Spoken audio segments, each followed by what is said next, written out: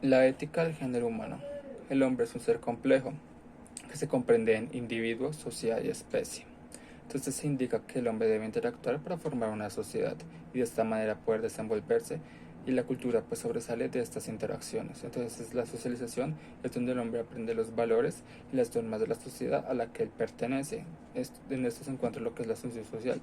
La asunción social pues es donde el hombre nace, y es gracias a las instituciones y hombres representativos que se encuentran en ella. Entonces tenemos unos ejemplos de centros como que de centros culturales como son pues los museos, las bibliotecas, los cines, y también tenemos hombres representativos que han ayudado a construir la sociedad a la que se pertenece, como son los avances tecnológicos en matemática, en ciencias, en escritura, en artes. Y también debemos comprender que el hombre pues se desenvuelve en esa sociedad, ya sea porque pues puede adquirir conocimientos, pues los conocimientos previos que se adquieren en el colegio y los conocimientos futuros que se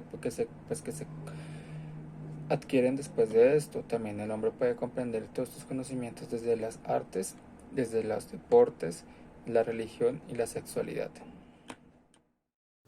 Bueno, buenos días, mi nombre es Daniel Ruge y el día de hoy les voy a hablar sobre la democracia y la complejidad. Acá nos habla que la democracia es una autolimitación del poder estatal, esto debido a la separación de poderes y porque nos garantiza derechos y la protección a la vida privada. También se habla que tiene un vínculo con la biodiversidad. Esto quiere decir que no es conocida como una dictadura de la mayoría hacia los minoristas, sino que los minoristas también tienen derechos que les permitan expresar ideas y opiniones. Es por eso que es conocida como un sistema complejo que se alimenta del ideal de libertad, igualdad y fraternidad. También les voy a hablar sobre la dialógica de la democracia, donde nos menciona que depende de algunas condiciones, como es el espíritu cívico y la adaptación de las reglas de juego democrático. Acá factores negativos son el socialismo y el totalitarismo, que no permiten una democratización a las organizaciones económicos sociales de las sociedades, y es por eso que las políticas se fragmentan en diferentes campos y a la hora de compaginarlos es muy difícil. Las democracias del siglo XXI estarían cada vez más enfrentadas a diversas problemáticas. En general, este problema gigantesco que nació con el desarrollo de la enorme máquina, donde se relacionan íntimamente la ciencia, la técnica y la burocracia. Esta enorme máquina no produce solamente conocimiento, sino que también produce ignorancia, es decir, los desarrollos disciplinarios de las ciencias no han aportado solamente la ventaja de lo que es la división del trabajo, sino que también han aportado diversos inconvenientes de la superespecialización, la separación y la parcelación del saber.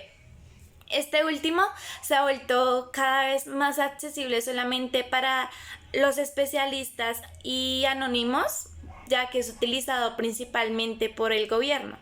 Así que el ciudadano como tal pierde el derecho al conocimiento.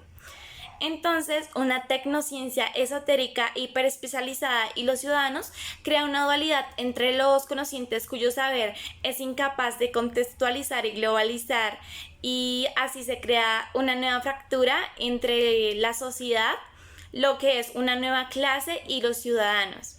Debido a que, como decía anteriormente, los ciudadanos son rechazados de los asuntos políticos, cada vez más controlados, por decirlo así, por los expertos, y la dominación de la nueva clase impide la democratización del conocimiento.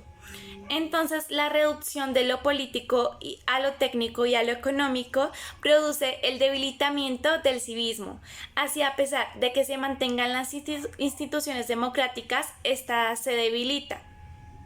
Por eso se plantea su regeneración, que en realidad es el desarrollo de la antropoética, la cual se basa en la relación entre el individuo singular y la especie humana como un todo, y la cual debe trabajar para que la especie humana se desarrolle y dé al fin una participación de los individuos y de las sociedades.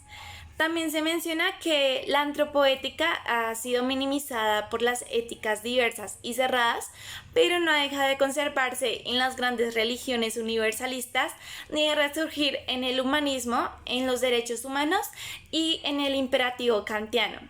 Así, finalmente, en el siglo XX, la comunidad de destino terrestre nos impone de manera vital lo que es la solidaridad.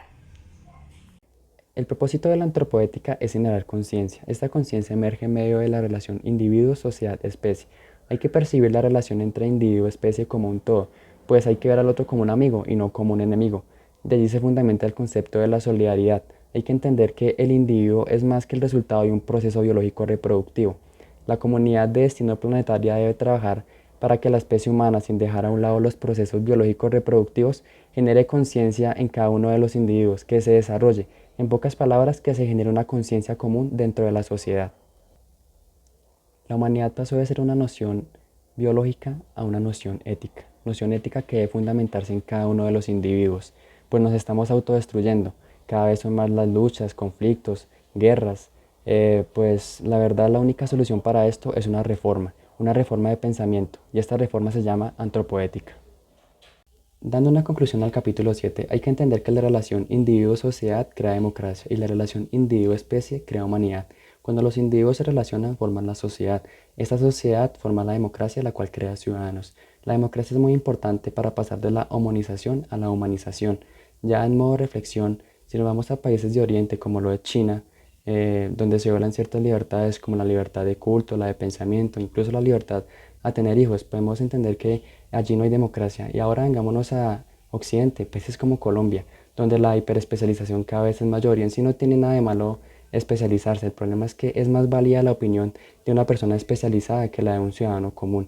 Allí es cuando existe y comienza a fundarse una dualidad, la dualidad entre la nueva clase y la ciudadanía, que en sí vienen siendo los ignorantes. Eso tiene que cambiar, tenemos que evolucionar, tenemos que comenzar a actuar como verdaderos humanos.